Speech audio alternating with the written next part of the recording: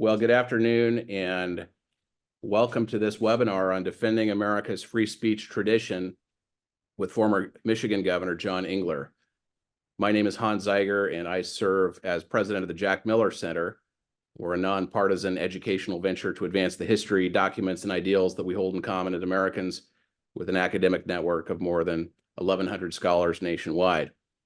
We're pleased to be co-presenting this webinar with the Russell Kirk Center for Cultural Renewal, which exists to carry on the legacy of the writer, historian, and man of letters Russell Kirk through its many programs at Kirk's home in Mecosta, Michigan, where Governor Engler is sitting right now, and through its outreach on college campuses, and through its publications, including the University Bookman Journal. Now, let me just introduce Governor John Engler. He is a board member of the Russell Kirk Center, but I'll mention several other points of interest in his background. I'll begin by noting that John was elected to the Michigan House of Representatives in 1970, I believe at the age of 22. Do I have that right? You do. A half century and more ago. Well, just a personal comment here, if I may, Governor. I was elected to the Washington State House of Representatives at the ripe old age of 25, but now you've got me wondering why I waited so long. So exactly. Thank you. Anyway, John was elected to the Michigan State Senate in 1978, and he was elected Senate Majority Leader in 1984. He won his election as governor of Michigan in 1990, went on to serve 3 terms as governor from 1991 to 2003, achieving landmark reforms in education, welfare, and tax policy, and leading a major reorganization of state government agencies. His gubernatorial peers recognized his leadership by electing him as chairman of the National Governors Association in 2001. And then Governor Engler has served in a number of leadership roles since he left elected office. He was president and CEO of the National Association of Manufacturers for 6 years. Then he was president of the Business Roundtable from 2011 to 2017, enhancing the Roundtable's reputation as a voice for an economy that serves all Americans. Following that, John served as the interim president of Michigan State University. In addition to his service on the board of the Russell Kirk Center, Governor Engler has served on a number of corporate and nonprofit boards, including the Gerald R. Ford Presidential Foundation, Universal Forest Products, Dow Jones, Delta Airlines, the N.E.E. Casey Foundation, and the Marguerite Ayer Wilbur Foundation. John and his wife, Michelle Engler, have triplet daughters. Well, John, thank you for taking time for this discussion today. It's great to see a number of people from all over the country tuning in for this. And by the way, we'll get to some audience questions a little later on. But I want to start by encouraging everyone to check out the Wall Street Journal article that Governor Engler co-authored with Jeffrey Nelson, who's the CEO of the Russell Kirk Center. It's entitled "New Honors Will Foster Free Speech." And we'll talk about the honors referenced in that title a bit, which refer to a new prize that the Russell Kirk Center is launching. The subheading of the article is, "To counter the chaos on campuses, we need fresh thinking on how to stand up for ordered liberty." And that's really what we're here today to discuss. So I'll share a little bit more from that article in a moment, but first let me ask a question to set the stage. Governor, you have a lot of experience in public service and business. You've been involved with a lot of different policy issues over the years. What have you learned in those experiences about the importance of our First Amendment rights, particularly related to free speech and expression? Well, I think it is the fundamental right. It is the first right, really, because if we can't, as a society, have a debate about issues, about our problems, and try to chart a course for the future where we can bring people together, it's a very gloomy future. And I'm an optimist. I've always, in all of these roles, gone at these jobs with the idea we can make it better. I believe in, Russell Kirk was, the godfather of the conservative movement, and the conservative principles that he espoused were, of course, thinking conservatives, understand permanence and change, have to be recognized, but you also have to reconcile that to a, vigorous and changing society. And so he wouldn't ever throw the baby out with the bathwater. He'd say, look, we have to approach these things in a thoughtful, deliberative, principled way, and that there's a moral order too of how we think about things, and custom matters, and he talked about the principle of prudence, but if you can't have a debate, then you really are in a very difficult place. I look at what's going on in these campuses and the just ignorant protests over Israel right now, and people holding signs and shouting down people they disagree with, but not even understanding what it is they're doing. I mean, why are we doing some of this, and to what end? And I mean, that's just one example. The dysfunction in Congress at times, the dysfunction we see in legislative bodies, whether they're local, state, or other national bodies. It's very concerning to me, because we have this system of federalism, although I think people sort of have forgotten what federalism is all about these days. It's maybe one of those principles we need to kind of bring back. But we have a republic where we have to have people come together, and we don't want majorities tyrannizing minorities. And one of the ways the minority, and I spent some lonely years in the minority in the legislature when I first started, and I suspect you might have had some of that experience out in Washington. But you at least can say, well, look, if we were in charge, this is what we'd be doing. If we were in charge, this is how we think it ought to be fixed. And you give people an opportunity. Now, I think, Hans, one of the things that's happened in society, we can talk about this a little later, the collapse of the news media has been so profoundly impactful. And the idea that we've replaced even reporting, which we might have grumbled about, at least there was some coverage. Today, if we're defaulting to social media, and the young people are defaulting to TikTok, or what's on, what they can see out there, it's no wonder people don't know what's going on, and frankly don't have very well informed opinions. So in the Wall Street Journal article that you co-authored with Jeffrey Nelson, you write, free speech is the healthy byproduct of America's tradition of self-government. When such freedom is threatened, flashpoints of a larger social crisis emerge everywhere. So in your view, what are some of the big threats to free speech that you're seeing? You touched on a few of them already, but maybe touch on this a bit more. Well, I think, and it's interesting, because I think people are maybe slowly have been awakening, but more are, and this, and sort of both sides of the big political divide, but cancel culture. Let's start with that. The idea, it's no longer enough that we might have two different opinions and we're having a debate about which of us is right or which approach might be right. But today, it's, if you've got an opinion and you disagree, and I disagree with it, then you should not be heard. We should shut you down.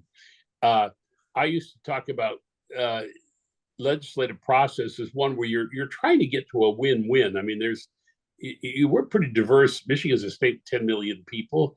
We've got a nation with nearly 350 million people. Not everybody thinks alike. Not everybody sees things the same way, but you sort this by coming together. And I mean, what are some of the principles? I happen to think work is an important principle. I think the dignity of work and the people who are able to have jobs and support themselves and their families is a good thing, and the society ought to try to reward that and encourage that. I don't think we have a successful society if we have a certain number of people who they work and they're employed, but other people, well, no, we don't work. Our family doesn't work. We're not part of that. Somebody should support us. Or now we're seeing certainly immigration. How can Americans, whether they've been here for generations or just got here themselves in the last generation, can look at this open border and say that's a good thing for America. We don't know who's coming in. We don't know why they're coming. We don't know what skills they bring or don't bring. We don't know what histories of some of these individuals are. And we're seeing spikes in crime, which say some of those histories are a little bit unsavory. And we don't really, if given a choice, we would say you shouldn't be admitted to this country. Well, that ought to be a pretty darn good debate. And instead, I've watched this from afar when I was in Michigan as a governor, and then in Washington in different organizations.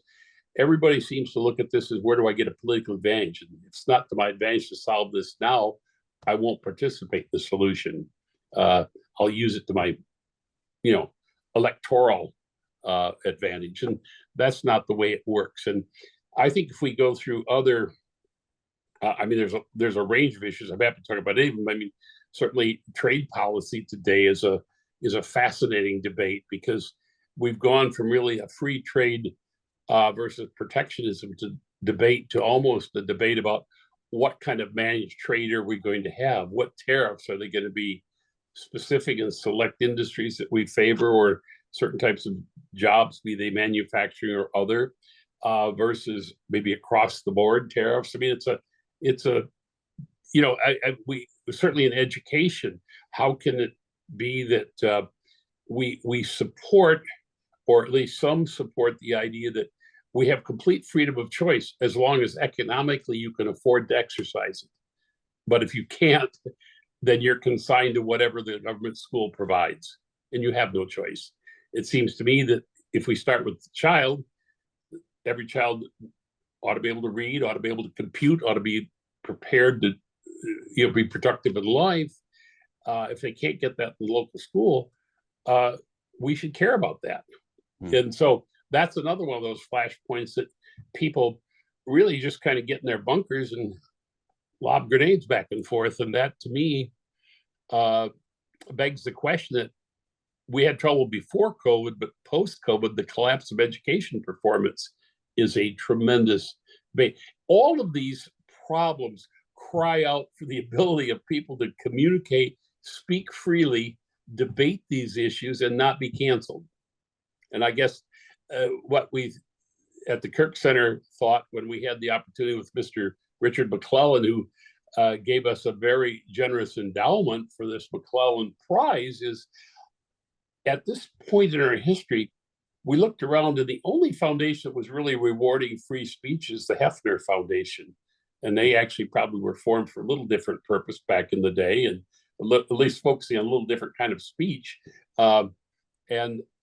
We're saying that the speech in the public square, we need to be recognizing those individuals or entities that are defending free speech, defending freedom of expression, willing to go out and, in some cases, endure criticism because people don't want to hear what they're saying. Not because, they may disagree with their right to say it, but in particular, what they're disagreeing is, we don't like the content of what you're saying, therefore you can't say it. And that is completely in opposition to, I believe, the First Amendment guarantees. Well, say a bit more about the Richard McClellan Prizes for advancing free speech and expression. You're chairman of the prizes jury. What exactly are these new prizes that you're establishing? What do you hope to accomplish? Who's eligible to receive them? Well, everybody that's listening today is eligible, and everybody is eligible to nominate individuals, or we say entities, that are worthy and deserving. Who's out there that you see really standing up for freedom of speech and expression? Who's out there trying to help educate Americans about the importance of protecting, preserving, defending, educating about speech? And so that the panel, I'll get to who's on the panel in a moment, but McClellan himself, Richard, is a prominent Michigan attorney. He and I happen to be very good friends. Initially, he was going to endow a chair at Michigan State University, and his frustration of what was going on universities writ large, and then he had some specific concerns at Michigan State, led him to reevaluate that decision. And I think a lot of people are, frankly, certainly after October 6th, or maybe I should say October 7th, and the reaction in some of the U.S. campuses are really starting to say, wait a minute, I mean, why is my money going there? Well, in this case, McClellan, with his generosity, said, I'm going to put a pause on that.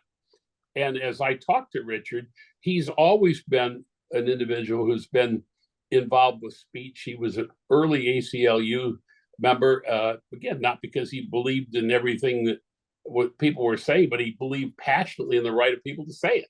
And he himself was pretty outspoken in his life and made a headline or two along the way. And he's even argued a case in front of the United States Supreme Court on commercial free speech. But what we got talking about, we said the Kirk Center is the perfect place in many ways because this is not political. It's not Republican speech or Democrat speech. It's not liberal or conservative speech. It's just speech and expression, and the right of individuals and groups to speak up, speak out. So the criteria for the award then, as we got talking about, we said, there's nobody that recognizes speech. Could we do that? What kind of an award, or in this case, endowment, would it take to support what kind of prize? And what we've come up with in the Richard McClellan prizes is a $50,000 award. Each year it'll be given out. We think probably in December. The announcement of this prize was made last December, and then we've been working hard to get ready for a December 5th awarding of the first inaugural prize. And it will be, and so this $50,000 award will go to the winner. Commitment to free speech, that's part of it. Originality and creativity. In other words, are we, the tree falling in the forest, does anybody hear it? Well, we want people to be able to hear from our winner, or having heard, been impressed. And then the third criteria, impact and reach. So in other words, somebody that made a difference. They wrote a book, they made a documentary, they did a mini series. Maybe it's a webinar, maybe it's Hans doing these webinars, and suddenly America is riveted to the webinar and saying, this is an individual who's teaching me the importance of free speech. He should win the award. I mean, those are that impact reaches. These are kind of broad categories, but we hope, and the nomination process is underway. You can go to the Russell Kirk website at kirk.org, and you can find all of the information and the nomination forms. Other criteria include promoting permanence or relevance of contemporary issues. In other words, to these issues, some of the ones I just mentioned, but there are many others. We've got, as I said, a pretty complex society. So, are we talking about things that need to be talked about? Are we talking about families? Are we talking about, maybe it's our defense posture? Maybe it's maybe it's climate change. I mean, it could be anything. Ethical considerations. We talk about potential for long-term impact, accessibility. So it's out there, the public. These are the idea of the criteria is really to say to anyone, talk to us, give us your ideas. Who's out there making a difference? And there are some. I think I can think of a number of individuals and some organizations that have done just marvelous work, and they're doing it every year. So now we're going to have a chance to recognize them. In addition to the prize itself, there are 2 fellowships that will be awarded to individuals. This is really probably younger professionals in the academy who are or maybe journalists, but who are wanting to do some work, some scholarly work in this area. Because again, it does seem like some of our institutions, including institutions of higher learning, but I would say corporations fall into this a little bit. And certainly at the state level, there's state entities. And we saw it in Washington in the current administration, where they wanted to have speech monitors and a disinformation office, if you will. Well, wait a minute, let's think about that. So, I mean, we got a lot of educating to do. And so we want to begin to build capacity and help younger scholars, help these men and women, get a little support, do some study and reflect, and then, hopefully write or produce something that has an impact. So that's another element of it. And that we think is very consistent with the, I would say, the scholarly approach that Russell Kirk took during his life to issues and policy. And it is the work of the Kirk Center. I mean, you've got a Kirk Center today, which is thriving, recently establishing a School of Conservative Studies, and again, designing that to be able to reach people who are struggling, they can't, who don't understand, maybe even frankly, the founding of our country. They don't understand our own history. And so we want to be able to have this impact. And we think the prize is going to be, it's going to be very exciting. And I've said, people have heard me, they think it's a little optimistic, but I said, look, this is going to be our Pulitzer Prize for free speech, and it's going to give us some time, and it's going to get the recognition. Well, and as I think about, this being housed in the center, named in honor of Russell Kirk, carrying on his legacy, I want to point to a couple other passages in the article that you wrote in the Wall Street Journal with Jeffrey Nelson. You write, decorum and civility can coexist with robust free speech. We need fresh examples across academia, business, media, entertainment, and politics that are working to revitalize our culture and polity. We need educational leaders of integrity. And then a bit further down, you quote from Russell Kirk in his draft of Hillsdale College's faculty statement on academic freedom, which says, every right is joined to a corresponding duty. So it is with the principles of academic freedom. Academics, you go on to write, in your words, academics have the right to pursue truth, which means universities have a duty to uphold it. And, I'm struck by this notion that free speech and civic responsibility go hand in hand. That's not always part of the discussion around free speech. I think we often think of free speech in terms of, well, what do I have the right to do? What can I do legally? But there's so much more to think about in terms of the notion of free speech set in the context of a free society with free institutions, with, literally this notion comes to us through a constitutional heritage. So I want to ask you about that. And particularly, I want to get into talking about Russell Kirk's thinking on this a bit. Obviously, you're a member of the Kirk Center's Board of Trustees. Russell Kirk was a major figure in American intellectual life in the 20th century, and there's a lot of continued resonance in his thinking in contemporary issues as we're struggling with so many different challenges in our country today. And what would you say that Russell Kirk has to teach us about renewing America's fundamental freedoms in our own time? Well, I that quote, I think that you just read really captures it rather beautifully, because there is, along with this freedom, this right, a corresponding duty. And you might say the duty, you have the right to speak, and others perhaps have a duty to listen. And yes, they can exercise their right and walk out of the room, but they don't have a right to have a heckler's veto and shut you down so that you can't speak. And I think Kirk would have, he would be appalled at the tenor of politics today. The performative aspects of so much of politics today, I think, would have been repugnant to Russell Kirk. I know it would have been, because it serves maybe a personal interest or a selfish interest, but it doesn't help society. It doesn't help a civil society.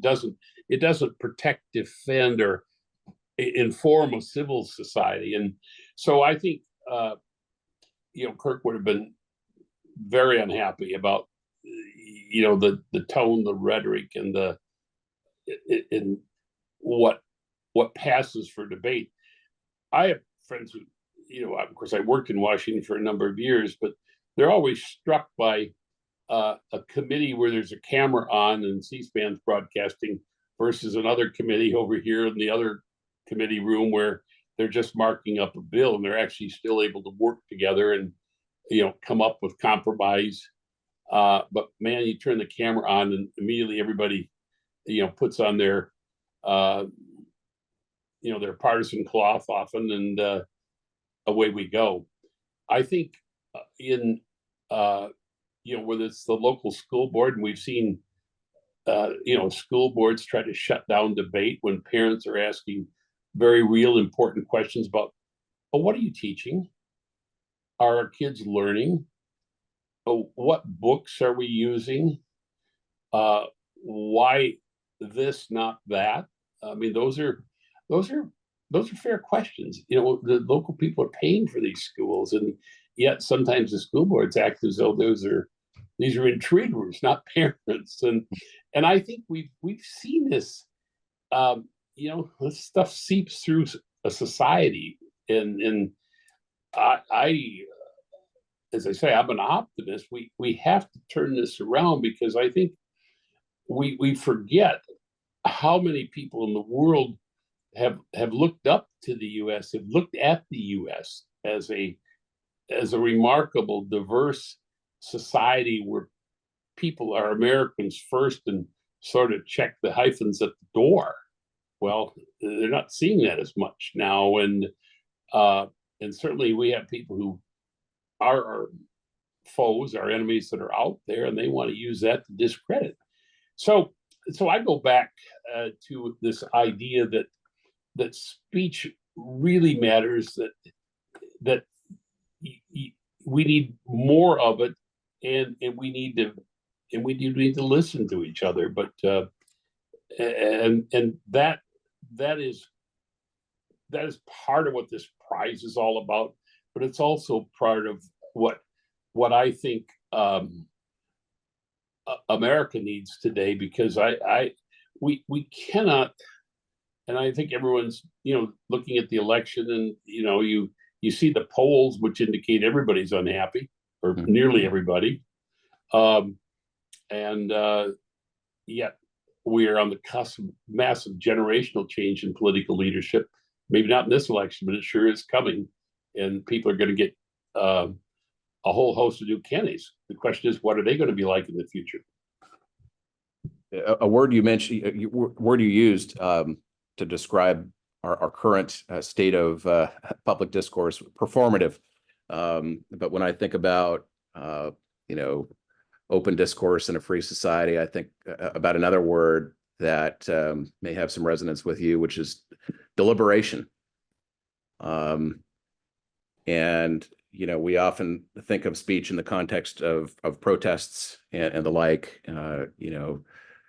but we are fundamentally a deliberative republic that requires exchange and debate and dialogue within civic institutions in order to solve real problems. You've talked about particular kinds of policy problems that need to be addressed, need to be discussed.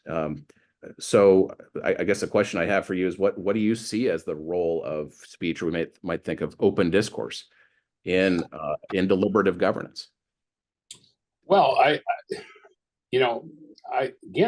think it's a central aspect of what we have to have. It's why I would be, and I think Americans should be very alarmed at those who run for office and say, well, this Senate is hamstrung by this set of rules and 60 votes. Let's get rid of this supermajority on anything. Let's just, why should there be a filibuster? Why? Let's just go to 50 votes, because what we've seen, you see it here in Michigan today, right now, with majorities of 18 to 20 in the Michigan Senate, 56-54 in the Michigan House, and you see it in Washington, where you saw it. Take Obamacare, when that passed. I mean, they were, I think, a 1 or 2 vote majority to pass it, and it was more important to pass it than it was to understand it. You had a pretty prominent leader of the House say, well, we have to pass it to know what's in it. Well, we're still finding or trying to figure out that in some cases, and I just think it works better if there is this discourse. I was recently, a week ago, it was the 100th birthday for President George H.W. Bush, and it was an interesting couple of days talking about his approach, and having served in the House and then having been in different posts, including 8 years as vice president before he became president, about how he tried to bring people together, and the number of issues where they were actually successful bringing Democrats and Republicans together on major policy issues. And then that carried over a little bit to foreign, well, a lot in the case of the Gulf War, to foreign policy, where you had 50 plus nations and people that had sort of never worked together, all of a sudden all standing up and saying, you know, Saddam Hussein must be removed from Kuwait, and that doesn't get done. I mean, the people that worked for the president were saying that didn't get done without lots of hours on the phone, lots of listening, lots of conversations, and I think that's how work has to get done. The government is unlike a corporation where there's a CEO who's in charge, and you're on board or you're not. And if you're not, you leave. In the Congress or in a legislative body, you get elected. Everybody's got a right to be there, even if we think they're brilliant or crazy. they have a right to be there, and you better figure out where's the center in there, and how do you create win-win? I've said that what we've gone away from is this idea that it's a win-win proposition to get something resolved. To no, if I win, in order for me to have a win, you must die. Well, that's really hard to do, that kind of a bargain. That most people aren't going to volunteer to be on the other side of that.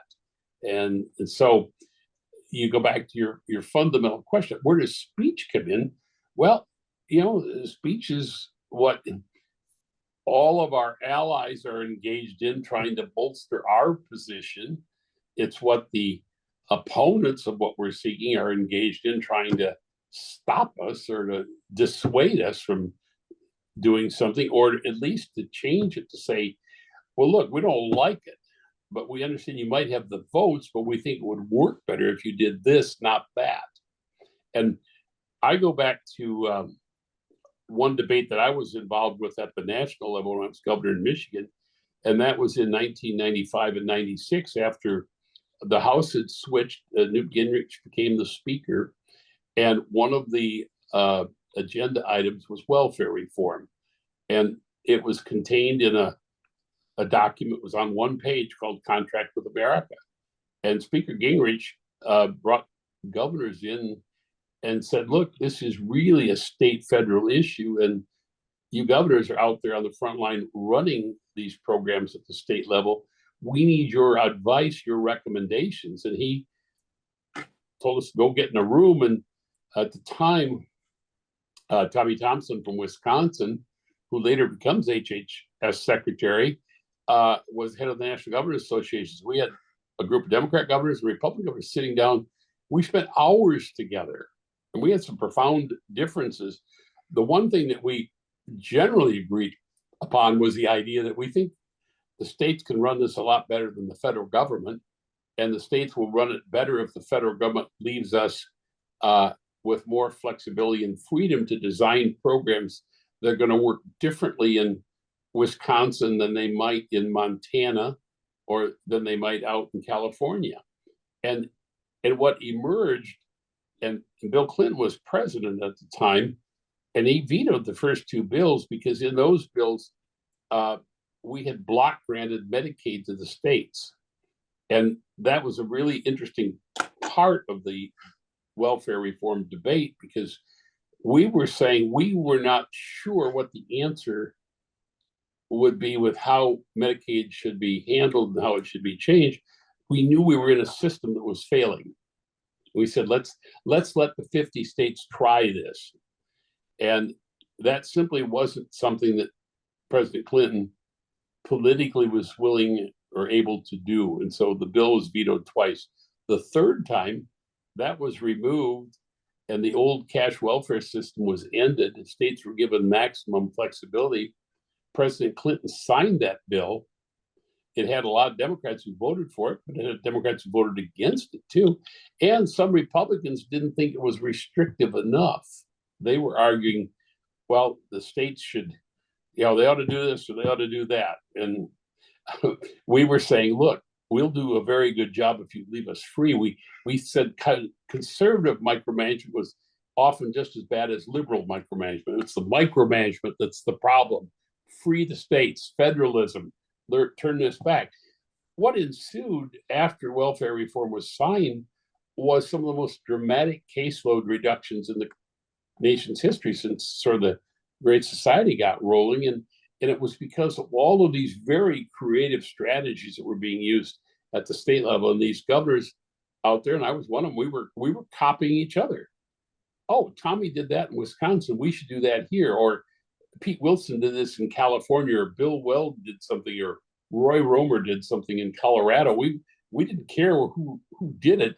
We were trying to see, did it work? And if it worked, we were trying to implement it. Well, that's pretty today. I mean, Washington would like to tell everybody what to do, and I think that's created untold problems, frankly, and it's going to take a while to fix those when we finally get some of this turned back to these states. So let me jump into just a few questions we've received from the audience. Sure. And one person is asking, how has technology changed our culture around free speech? Good question. Where it's really had the impact, I think, is the rise of the internet has. Somebody just said, "What's killed newspapers?" They said, "Well, Craigslist." Basically, classified ads came out of the newspapers and went on the internet, and that was a huge stable revenue source for newspapers. And all of a sudden, daily newspapers in town after town started folding or becoming weekly newspapers, or twice or three times a week. And what used to be, 40 pages became 8 pages or something. So there's a decline. Clearly technology, the internet, and the ad revenue that it removed, and then it seems also the kind of the cable television at the same time became the place where all of a sudden a lot of these papers that were full of auto dealers ads and everybody else's ads, suddenly they were migrating over, and they were now on television, and you had the car dealer doing his own ad on TV, and the display ad those were going.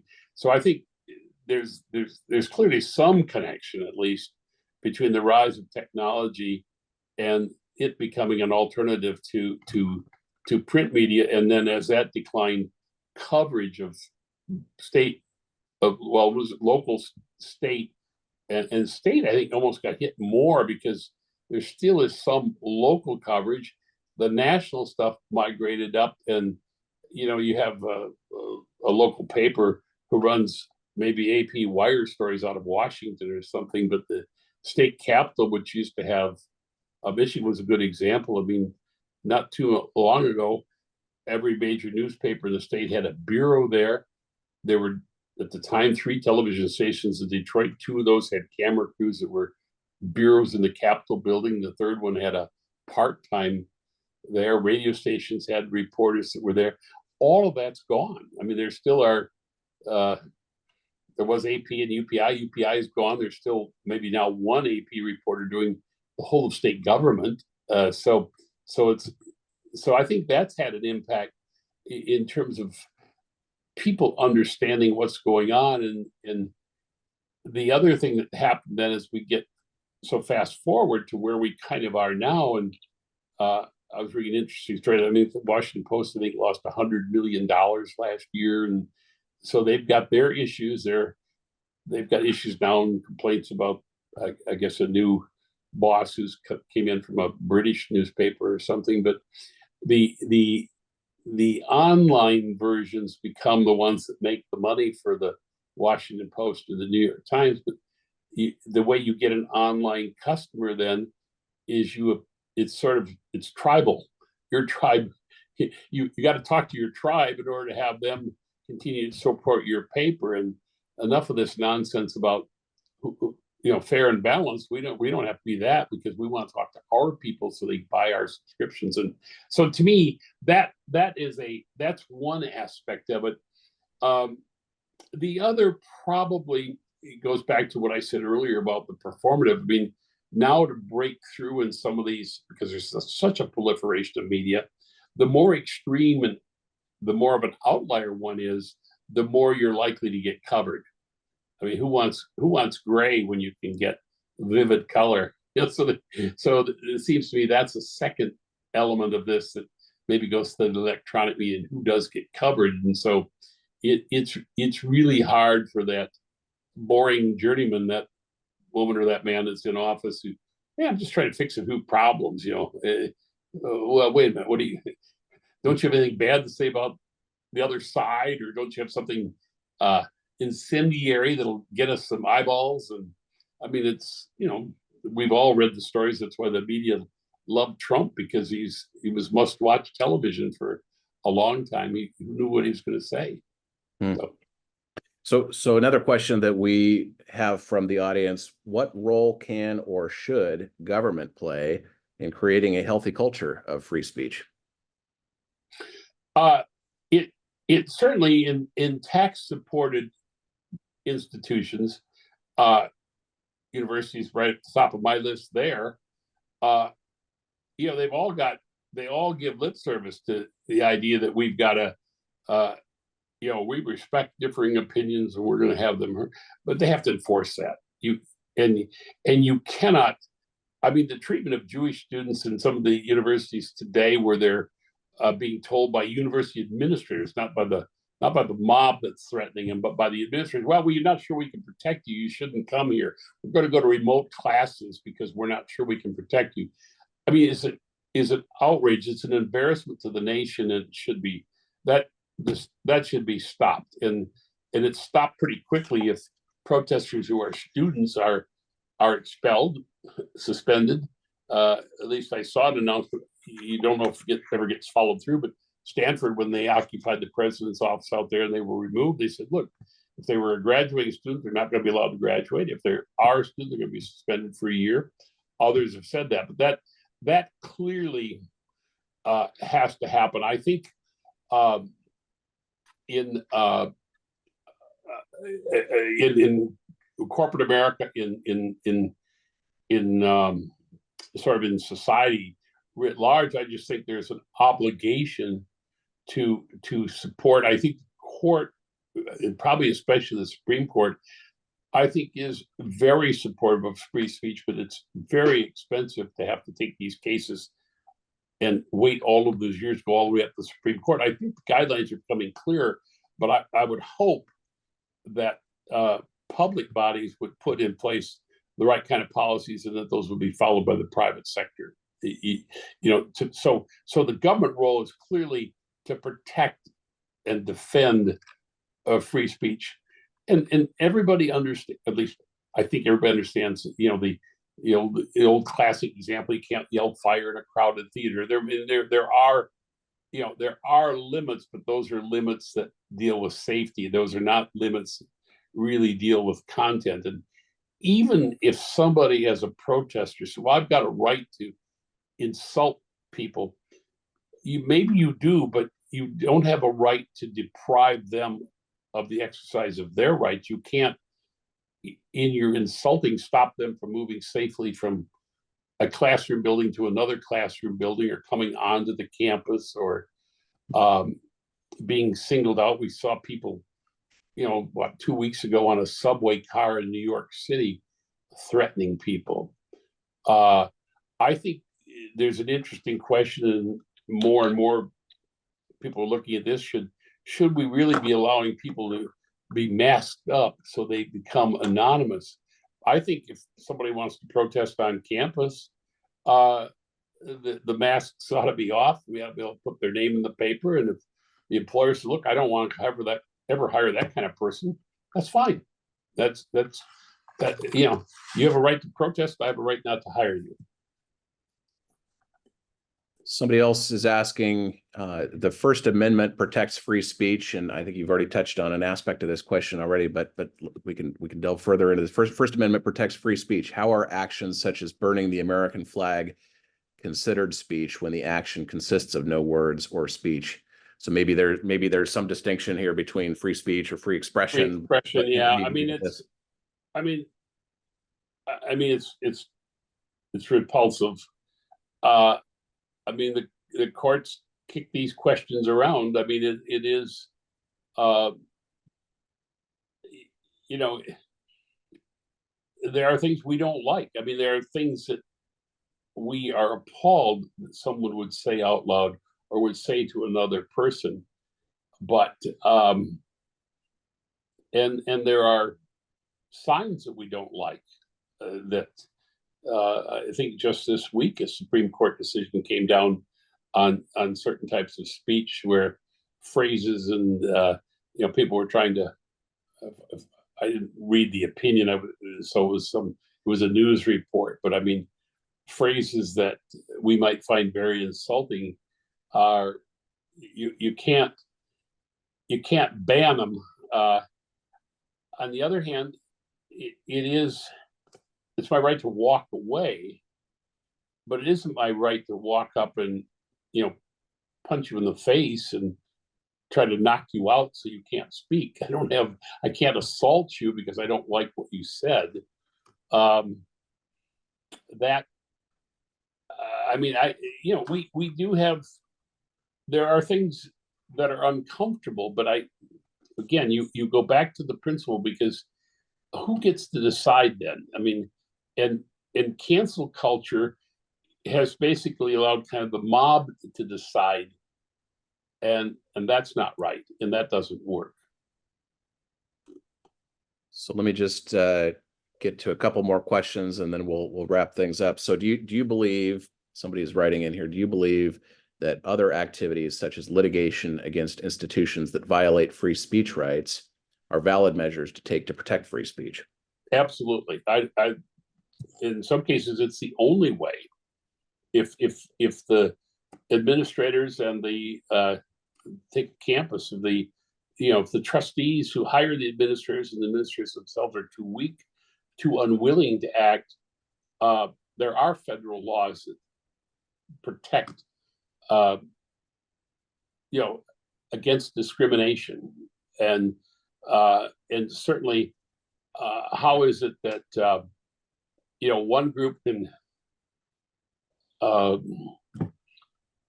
be allowed to break windows, to deface statues or property, and somebody else could do it and it's not considered a problem. I think there has to be equal treatment, and when people violate the rules, they should be held accountable.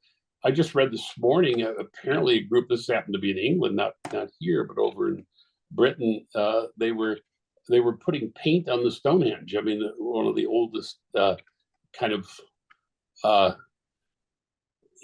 don't know what you'd call it, but sort of sites, historic sites that they have. And here there are, or it's the person in some of these museums who've walked in and tried to throw paint or materials onto priceless paintings. I mean, that goes beyond, that's not permissible, and it shouldn't go unpunished. And I don't think occupying the president's office is permissible, and destroying property is, and so I do think litigation is a part of this, and I think if a few of these cases are actually pursued, and there is a big issue with some prosecutors who, when you see, as I did last week again, and most of America saw it, a jewelry store where, gosh, it must have been 15, 20 young people come in. They're all completely masked up.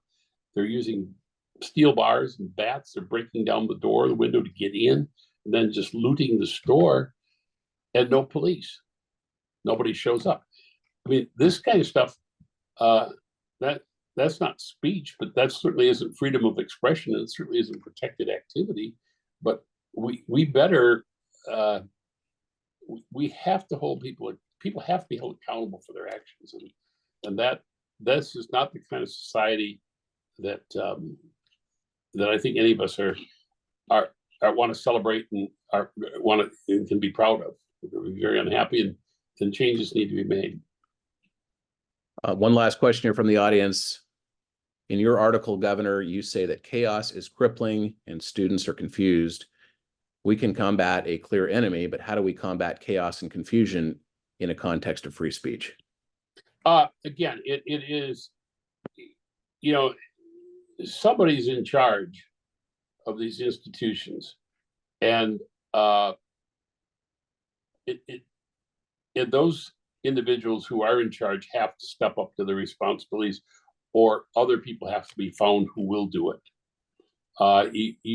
This is not, to me, an optional question, and this chaos that I'm referring to is when you tell me there's a rule that prevents this kind of behavior, whether that behavior is trying to shout me down and prevent me from exercising my rights, or physically trying to prevent me from having access to a classroom, or allowing me to study for an exam in a library because you're taking that over for your protest in violation of the rules, or frankly, even in a hiring situation where you're creating basically a hostile work environment for somebody because they believe differently than you.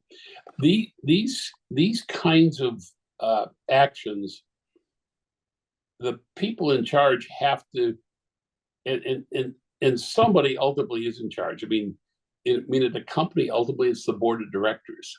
At the university, it's the trustees.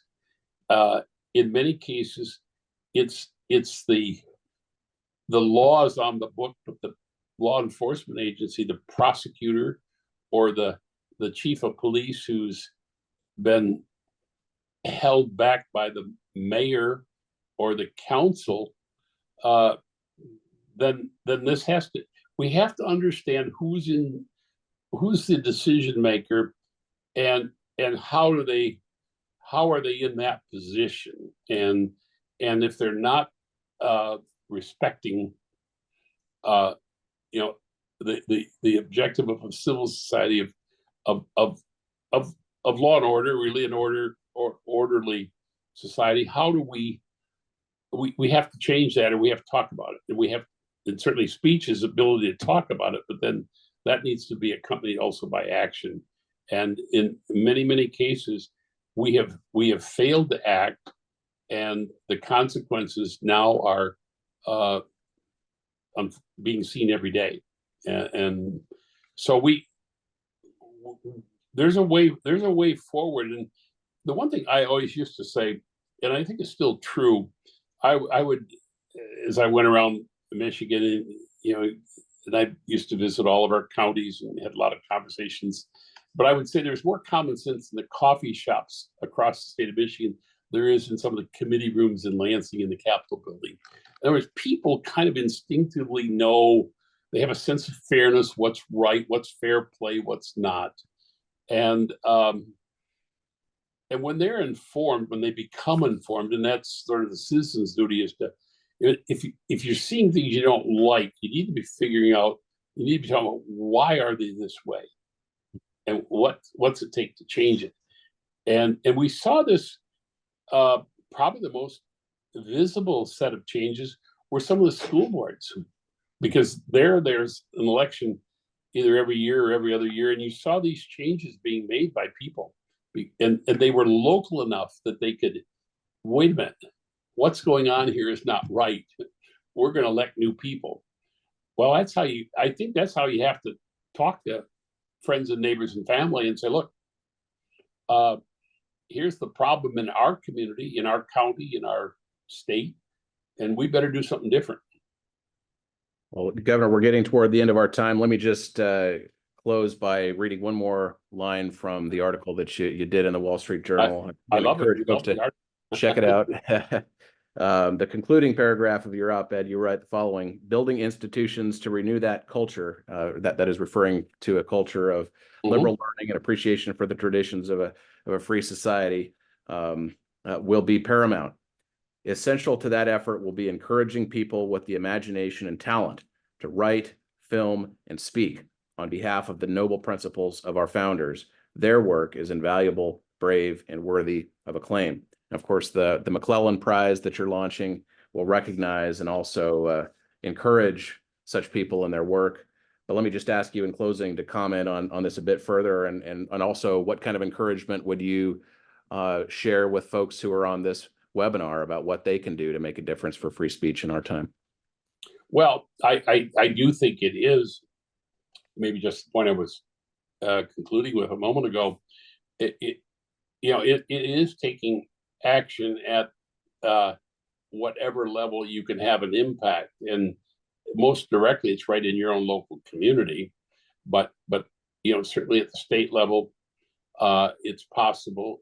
And we're going to have in 2 years, probably 2/3 of America's governor's seats turning over because of term limits. So you'll have a lot of opportunity to set new directions there. But it is getting involved, and people have said, well, boy, I don't want to get involved. Politics is awful, or I don't like these people. Well, somebody's going to fill that vacuum.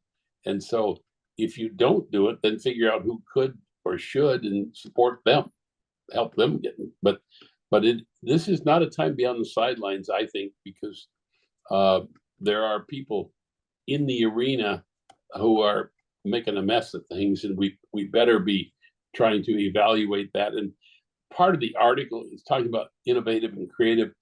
I think people have successfully, in some cases, been able to use social media to create, I don't say movements, but certainly we've seen. This is a bad example, but in these flash mobs where they suddenly the word goes out and people show up here or there and raise all kinds of havoc and maybe even commit all kinds of crimes. We also can begin to turn that to, okay, let's start to show up to make a difference at this public meeting of this body, or at the group over here that has been formed to try to change the direction. Let's give them some support. So I think we saw some of the prosecutors that had been elected in communities with the support of the Soros organizations, gotten a bit of a reputation for this, where enforcing the laws wasn't very much of a priority, or you even saw changes made in places like California, where if the shoplifting was under $900, well, we're not going to deal with that. And it goes back to one of the police chiefs in New York talked about the broken windows kind of approach, and we need to everywhere we can make a difference, so we set better examples. Other people will want to emulate that, and that is not an impossible task. It is hard work. It's not easy. It doesn't happen from the couch. So thank you so much for all of this today. This has been wonderful. Well, and thank you for all the work that you've put into your time in public service and to your many contributions to the country and your home state of Michigan. Governor John Engler, thank you. I just want to quickly plug the Russell Kirk Center website, kirkcenter.org, and the Jack Miller Center website, jackmillercenter.org. Check out those two websites for our organizations, and we'll continue. Look forward to many good partnerships to come between our organizations. Thank you very much, Governor, and everybody have a great day. Thank you, Hans. Thank you very much. All right.